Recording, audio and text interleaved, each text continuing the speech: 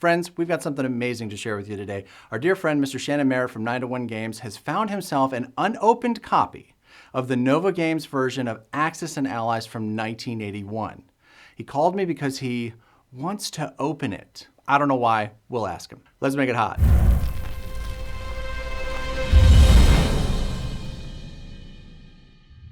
Well, Shannon, welcome back to Board Game Nation and the studio here. We're thrilled to have you. We've borrowed you from 901 Games today so that you can come out and share with us your latest acquisition, the Holy Grail, as it were, of the Axis and Allies collection. Tell us what you found. Well, I'm super excited to be here and to share this with you and all of you guys that are part of Board Game Nation. As you know, we did the 40-year video last year, which was the complete history of Axis and Allies, and we realized that I was missing a couple of copies of the game, versions of the game. So that video inspired me to go ahead and complete that collection.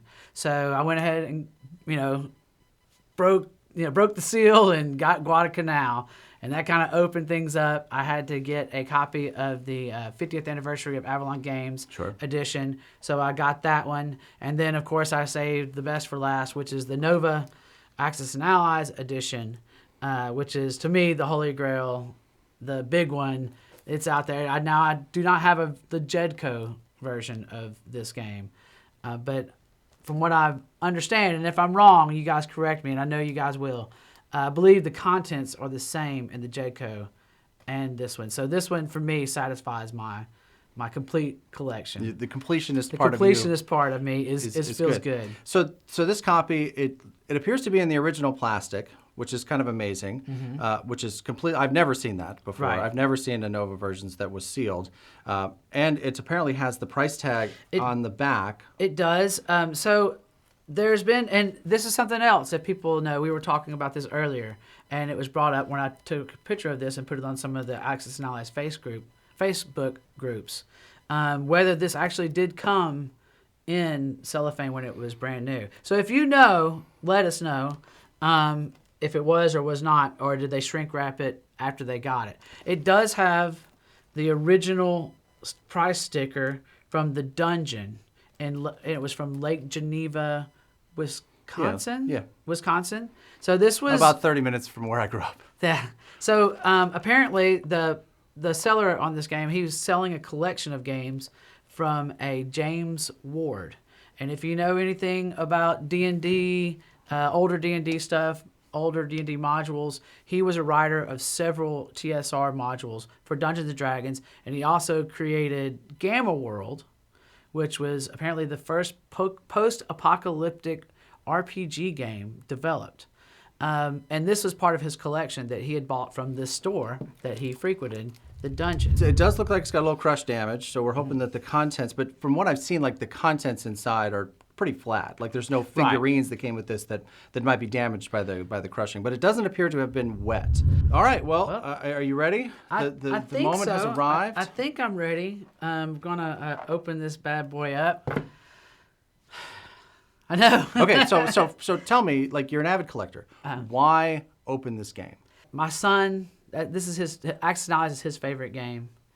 This is my favorite game, and I feel as though first of all, I want to play it.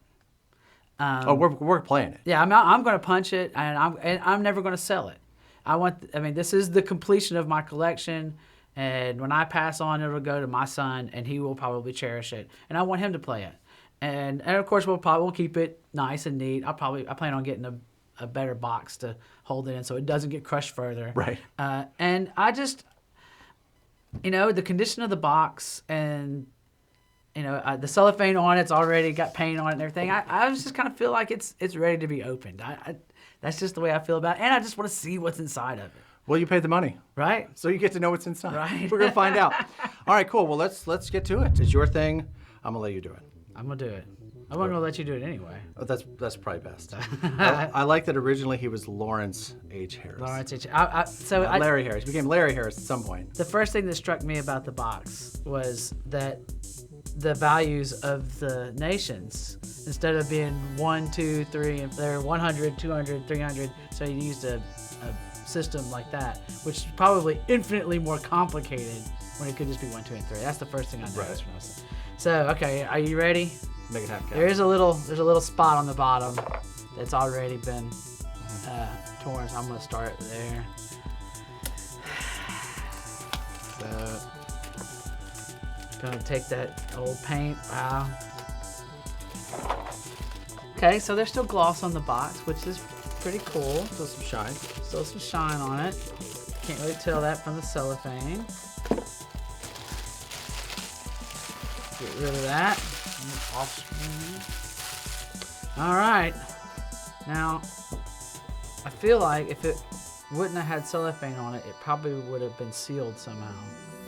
When it was brand new, they probably would have had some kind of seal on it, and I don't see any seal on it or anywhere tape marks. So I feel like the cellophane is probably original, but maybe not. If you, It sounded original. so it sounded Because it was thicker than the normal cellophane that they're using. now. So we do shrink wrapping at 901 Games. Sure. And obviously that shrink wrap is 40 years old. Right. It was very brittle, but it is definitely different. Okay, now I'm having a hard time because Because of the bowing. the bowing of the box. Ugh. I may need you to touch it. Ugh. Let's see if I can do this. There you go. The contents will just fly everywhere. Oh, there we go. Okay. All right. Here we got some IPCs with the rubber band that's still got some elasticity. I guess I'm just going to pull these out and kind of spread around. Looks like it does look brand new. A little less glossy and stuff than normal, but or that we're used to. So we'll get into that a little bit later. There's a copyright 1981. Yeah, pretty cool. I was 10 years old when it came out. Okay, these are going to be setup charts.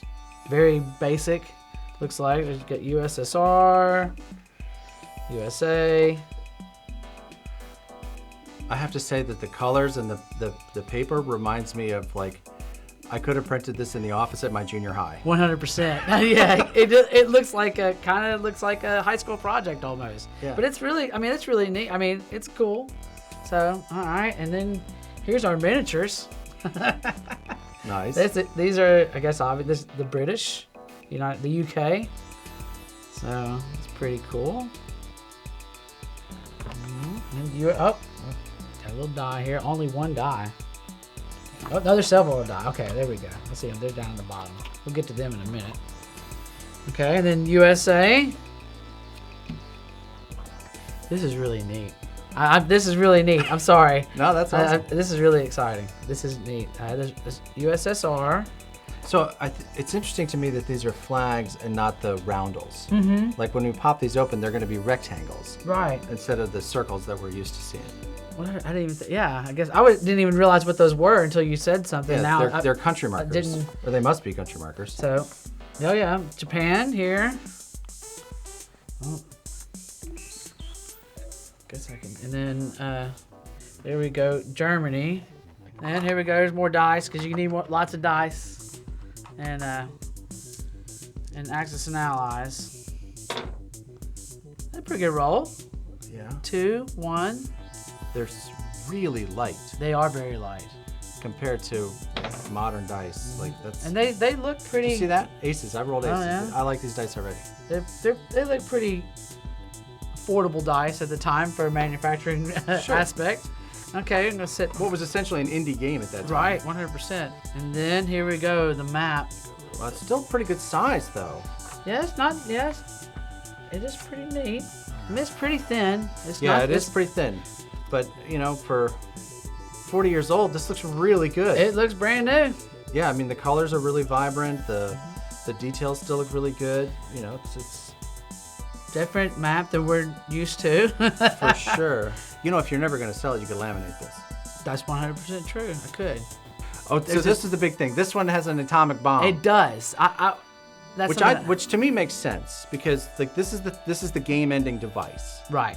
Right. So like Axis and Allies games, they can be, 200-300 days long, right? Like it can be really, really long to play game. But if you build in a sequence where an economic victory ends with an atomic bomb. Right. Yeah. So yeah. Now you've got a game-ending feature. One quick note on the map: if you watch our 40-year walkthrough, You'll notice that I had a really serious pet peeve when it came to color differentiation. Oh, 100%. And this absolutely conquers that. So, I mean, there's no question.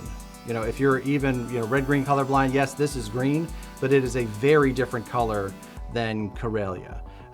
Here there is some red and green right next to each other, which is not optimal, but like this is yellow, this is orange. So even people that are full colorblind would very easily be able to tell the difference. Unfortunately, they didn't include the country markers in each territory. So if you do have an issue with the color, like you don't immediately know that the Soviet Far East belongs to the Russians, like at a glance, or Yakut or whatever. So yeah, but I think I love the color vibrancy, and I'm really interested to see there's so many different like paths like in the Pacific for moving around. It's just such an unusual configuration. I'm really interested to see how that plays out. That should be pretty cool. And even the big difference is the money islands are all just 100. Seems like they're a lot lower value than in the other games. Right. But Formosa has value, and Caroline has value, which it doesn't, and Solomon has value, which it doesn't in other versions. But pretty cool. All right, let's take a closer look at the rule book. Here's the rule book. Obviously black and white, no glossy. Nope. No glossy. But we do have I do like this logo. I think it's a really awesome looking logo. Yeah, I think it was a very cool logo for the time, and I think it's cool now because it feels retro. It does feel retro. I remember I bought the pint glasses that have yeah, very, very cool. So obviously we got the introduction, and let's kind of just throw them through here. It looks like it's talking about the pieces of the game, contents, opening card setups, lots and lots of words. Very small text. It feels like a Avalon Hill game, like Tactics, where you get a novel for the rules. So. And it's actually written like a law book. 100% with the paragraph and line numbers, which is. I feel like when you read it, that one would be 12 TAC 312. Right. So it's very, very organized though. I mean, it's obviously, we're gonna see how well it's written as we try to figure out how to play this. I wonder how many typographical errors are in it. Right. So I'm sure there are probably some. You think they have the same number of victory cities? I don't know. It does say how to win. The object of the game is to be on the winning side, which is good. When the game ends, that's another good. Right. The object of the game is to be on the winning side when the game ends. Axis and Allies is a team effort. As long as you have not lost your capital and your side obtains either an economic or military victory, you win. So, talking about the buying pieces, is basically the bones of Axis and Allies, your turn order, combat. I'm probably similar to as we get into it, probably similar to the Milton Bradley version. Well, let's look at the setup charts. All right, let's do it. One glaring thing about the setup charts is that they do use the Nazi flag. It's on the box cover. It's on the box cover to designate Germany, and it is on the. It's on the national marker. National marker. That's something that you would not see in games today. A lot of countries, this game could not be sold. 100%. I agree. Because they won't sell anything that has a swastika on it. I think that it's worth acknowledging that it's there. I think that Nazism is bad, and I think that it's weird that people aren't willing to say that out loud, but I agree with you. Let's take a look at the punch cards. The game pieces.